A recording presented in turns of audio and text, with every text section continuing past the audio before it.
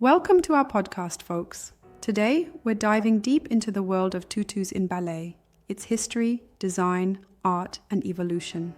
I'm excited. So, what really exactly is a tutu and why is it so iconic in ballet? Well, a tutu is that signature skirt that ballet dancers wear, crafted to enhance every pirouette, leap, and expressive movement. Think of it as the ultimate visual extension of the dancer's artistry. And it's not just one style. There are, several variations, right? Absolutely. Primarily, we see two big categories: the classical tutu and the romantic tutu. The classical, well, that's the short, stiff design that sits at the hips to showcase precise footwork, whereas the romantic one is longer, softer, it flows beautifully and gives off that ethereal vibe. Yeah, got it. So the classical one really emphasizes the dancer's leg movements and technical skills, right? Exactly. The classical tutu, with its structured design, usually with multiple layers of stiff tulle, is all about precision and accentuating intricate leg and foot techniques. This type often features a wire hoop in some designs to maintain its shape, which is crucial for those high-energy performances. And then the romantic tutu, it's like, more for storytelling with its flowing nature, isn't it? Precisely. Romantic tutus emerging from the early 19th century are softer, bell-shaped skirts. They're designed for grace and, fluid artistry, allowing dancers to create dreamlike movements on stage. Exactly. Speaking of which, I learned that Marie Taglioni was a pioneering figure when it comes to tutus, correct? Spot on. In 1832, during La Sylphide, Taglioni introduced a version of the romantic tutu that revolutionized ballet costumes. With that design, she not only broke away from traditional long skirts, but also highlighted the beauty of point work. It's fascinating how the costume itself tells a story about evolving dance techniques, isn't it? Absolutely. It's like the tutu is both the canvas and the brush, painting the movement of the dancer on stage.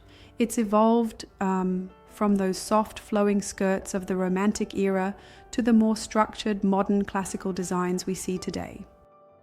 Right on. Now, what about the different styles within the classical tutu category?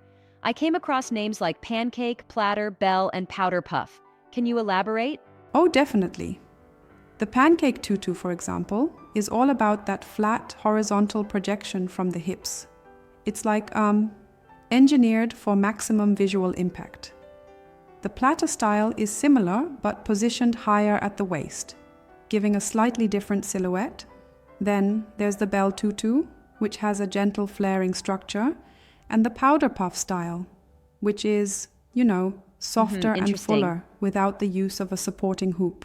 So all these variations essentially aim to highlight specific movements and aesthetics, right? Exactly. Each style is tailored, with different layering of tulle and sometimes incorporating various materials to accentuate the dancer's performance. It's like designing a custom suit, but for the stage. Speaking of materials, what typically goes into making a tutu? Great question. The primary material is tulle, and there's a range of types used: polyester tulle, nylon tulle, sometimes even cotton-based versions for lighter wear. The choice can affect durability, comfort, and even the visual quality of the tutu. Yeah, that makes sense. And isn't it true that modern tutus sometimes mix in other fabrics or even unconventional materials to keep up with contemporary trends? You're absolutely right. Modern choreographers and designers often experiment with blended tools or even incorporate elements not traditionally seen in ballet to complement innovative performances.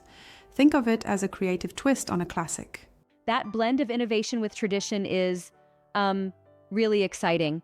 But I have a question. Don't you think sometimes the rigid structure of a classical tutu might restrict movement? That's a valid critique. Some argue that the stiffness can be a double-edged sword. On one hand, it's essential for visual clarity. On the other, it might limit expressiveness. However, couture innovations have allowed for a perfect balance, engineered with enough structure to display movement without hindering agility. I see.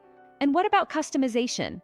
I've heard that dancers can personalize their tutus. Yep, customization is huge. Dancers can pick colors beyond the traditional pink or white, as well as embellishments like sequins or lace to match their role, personality, or the overall theme of the performance.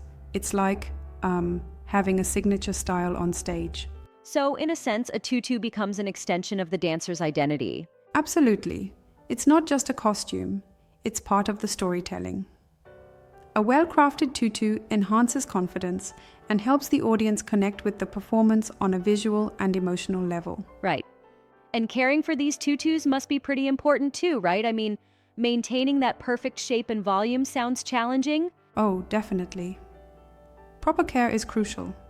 Dancers typically store their tutus upside down or flat, often in special tutu bags with desiccant packs to prevent moisture damage. This ensures they retain their puff and structure for every performance. That's smart. It reminds me of how we take care of any high-valued piece of art. Exactly. And because tutus vary so much, from the performance-grade ones with many layers to more affordable practice versions, care instructions can differ. It's all about knowing what your tutu needs to live up to its potential on stage. Absolutely. Now, the evolution of the tutu seems to mirror the evolution of ballet itself. Would you agree? Unquestionably. The transformation from the romantic flowing skirts to the modern structured tutus reflects how dance has evolved. The ambitious designs of today blend innovation with tradition, preserving the art form while pushing its limits. Right, totally. And I've even heard that tutus have influenced contemporary fashion, in runway looks and streetwear with that ballet core aesthetic. Yes, that's an exciting development. Designers have been reinterpreting the tutu in creative ways, using elements like leather or deconstructed tulle layers. It shows how a ballet classic can transcend its origins and influence broader fashion trends. That's really cool. But do you think the adaptations take away from the traditional artistry, or do they add a new dimension? I respectfully challenge that point. While some purists might argue that deviations dilute the classical charm, I think they add layers of complexity and modernity. It's like you have your roots, and then you let contemporary expression bloom from there. Yeah, I get that. Fair enough. So whether it's a traditional ballet performance or a modern reinterpretation, the tutu stays true to its role in emphasizing movement and expression. Exactly. It's a perfect synthesis of art, engineering, and fashion. The tutu enhances the silhouette, accentuates the dancer's daily movements, and encapsulates decades of ballet history. And with all these handcrafted details, the artistry behind each tutu is simply astonishing. Oh, absolutely. Tutu makers are real artisans, combining intricate hand-stitching, precise layering of materials, and a deep understanding of performance needs.